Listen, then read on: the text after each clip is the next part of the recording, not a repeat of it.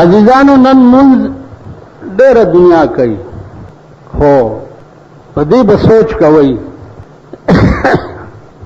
چې هره شپه په وترو کې چې تاسو اللهم ان وایي، نو هغې کې دا یو لفظ وایي چې ونخلع ونترک من یفجرک. زه هغه خلقو سره تعلق نه جوړوم او تعلق نه کوم ور سره چې کم خلق اے الله ستا نافرمانه دي، کم خلق چې ستا نافرمانی کوي هغې سره زه تعلق نه جوړوم. هره شپه خدای سره دا معاهده کوي.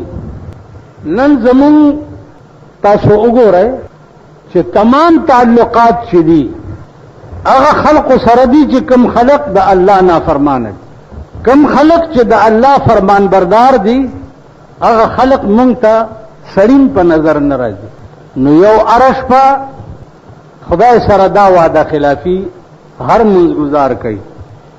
بل په هر منځ کې خدای سره تاسو دا وعده کوئ چې ایاک نعبد و ایاک نستعین، اے الله زه عبادتم تعالی کوم او امدادم تا نه غواړم. یا الله بے لتا زما څوک معبود نشته او بے لتا مې بل څوک امدادگیر نشته. ځان ته وګورئ په مسلمان دنیا کې بدر ته وښیم چې د الله نه سوا قبرونو ته سجدې کوي. ما په خپله په دې سترګو لیدلي دي چې د الله نه سوا انسان ته سر په خپو کې کیږي او سجده ورته کوي. دنیا ما لیدلې ده او درته به هم. نو ایاک نعبد و ایاک نستعین ته چې وایې خدای ته نو ته دروغ وایې. دا درته په منځ کې خیمه چې په مانځه کې ته الله سره کومې معاهدې کې ستا ټول ژوند د هغې خلاف ورزي ده. زما عزیزان یو سبحانک اللهم چې تاسو شروع کوئ په منځ کې نیت وتړئ او سبحانک اللهم باندې شروع وکئ. دا سبحانک اللهم په اصل کې داسې و چې سبحانک یا الله د عربي تحقیق دی چې سبحانک یا الله د دې دا معنا ده چې پاکی د تعالی را اے خدایا. بس اوس سبحانک اللهم ولیکو قانون دا ده چې یہ حرف ندا دا حذف شو او د دې په بدل کې میم مشدده راوړو. نو سبحانک اللهم نه د سبحانک یا الله نه سبحانک اللهم یہ لری کړه او داغه بدل کې میم مشدده راوړو. د دې فائدہ څه شو؟ فائدہ دا شو چې اول سبحانک اللهم یا الله صرف دا معنا و چې پاکی د تعالی را خدایا.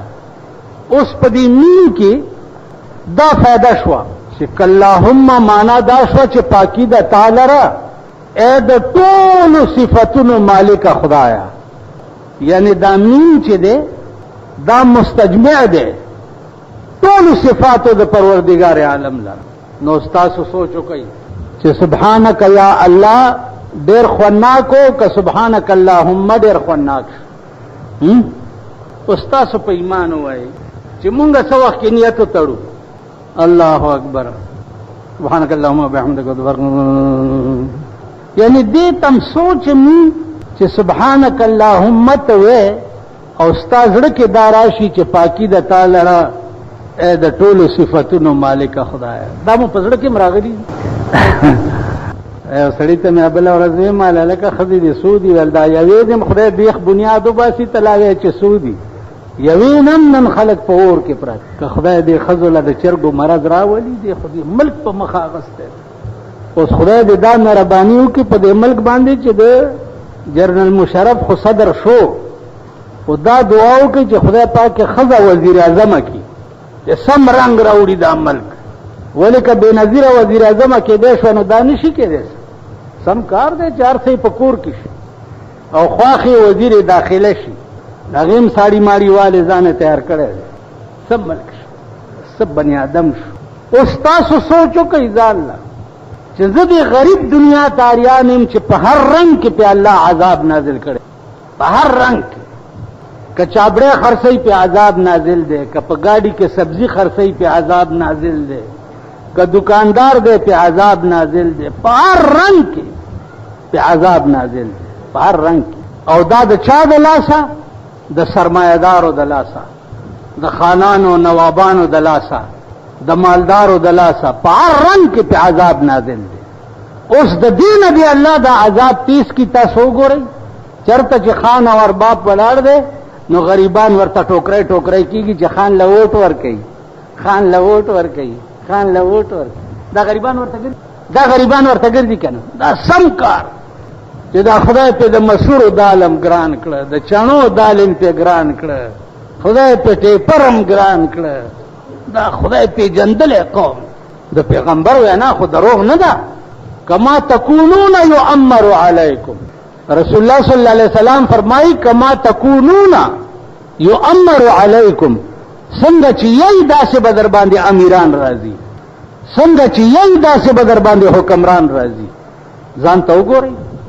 زمونږ یا کنابود و یا کنستعين کم خلاړو خو د بل نه د امداد پته ما کنه چې را سره بچوکی نو یا کنابود و یا کنستعين دی بیا په دروغ ویری. په دې منځ کې چې څومره حفش غلطه تاسو کوي پناه په خدای. که اهدنا الصراط المستقيم تورځي دروغ وای، که یا کنابود و یا کنستعين وای دروغ وای، که سبحانك اللهم وای دروغ وای. پزړه کې دې دا ناراضي چې پاکي د تعالی را د ټولو صفاتونو مالک خدای، پزړه کې دې دا ناراضي. نو دا سمون شو. استاد سره زه تاسو کوم چې په قاعده سو وخت کې نه التحیات شروع کوي. تحیه په عربي کې څه ته وایي؟ لفظ تحیه التحیات. نو تحیه په عربي کې څه ته وایي؟ دا بس دا کوي بیا به بلی جمعې نه تاسو کوم که زندگی و نو ماته به خای چې تحیه په عربي کې څه ته وایي؟ چې ستاسو سوچ او تصور نه یو بندل چې تکې نه او سوال ته کې سب تفصیل ورته لګیا شي. الله لا تکې ناشته او سوال ته کې او سچ ورته نو پاغي تخپل نه پويږي. نو خدای به در کې څنګه پويږي نه ته. نو عزیزانو موږ سره چې نن سکیږي دا زموږ د خپل اعمالو نتیجه ده. اعمالکم عمالکم، اعمالکم عمالکم، عملونه ستاسو چې دي دا ستاسو حکمرانان، ستاسو عملونه ستاسو حکمرانان. نو نن په دې ملک چې د بی دینه، د بی حیاتوب، د بی غیرتوب سیلاب رالوته ده، دغه وجه دا چې مونږ تباہی. د مولا بچی تباہ دي، د پیر بچی تباہ دي، د سید بچی تباہ دي، د اجي بچی تباہ دي. وګورئ تاسو. نو زما عزیزانو سوچ کوئ، قسم په خدای دی چې عمر له بجاړی بیا دا منځونه دي تاسو زمونږ، دا منځونه به په قیامت کې داسې د غونډس کې غونډې زمونږ په دې مخ راوښتې شي چې په دې منځونو ته معنا جنت غواړي چې په اهدنا الصراط المستقيم نه پوي دی او په یا کنعبد و یا کنستعين نه پوي دی، په تحیات نه پوي دی، په الله سبحانك اللهم نه پوي دی. دا موږ دې مال راوړې دي. تاسو په ایمان وایي چې په خراب کاغذ او په ښه کاغذ درخواست یو بابو ته ولیکي، بابو به دې پټي کې مردار کی کنه چې دا زما حیثیت ته چې په دې کاغذ دې مال درخواست راوړې. افسر خلا پرېدا بابو له نو په خراب اخلاق چې ته خدای له منځونه پیش کې دا بستا په دې مخ نه درولي. د یو ټکی، د یو ټکی په پښتنه کې چې دې ټکی متعلق ستاسو څه تصور وکړ ژوند کې، دې ټکی متعلق څه تصور و، دې ټکی متعلق یو ټکی. نو کنور خلق ګډوډ دي او تبادی او منګزار حجر ته بنی آدم شي کنه. پرون یو خان لګیا و د زمونږه دکان کې، وای مونږ به مونږ له درځي دي ماته خو فکس ټایم باندې به مونږ کې اچ په لار ازیدل ته نو داسې دي لکه کارغه داسې رواني کنه فکس ټایم باندې مال فکس ټایم بستا په دې سنبل درو منډم کا جمعات کې نه وکړه. تاسو خیال را نن چې جمعات ټیک خدای ته وګورئ، بنی آدم خدای ته رجوع شي کینی تباہ بشي. هغه ژوندم تباہ شي چې کوم ژوند به خدای سره ټول تیروي. په خدای مئین شي، خدای سره رابطه او تعلق پیدا کړي او زړه د جناب محمد رسول الله د عشق کور کوي.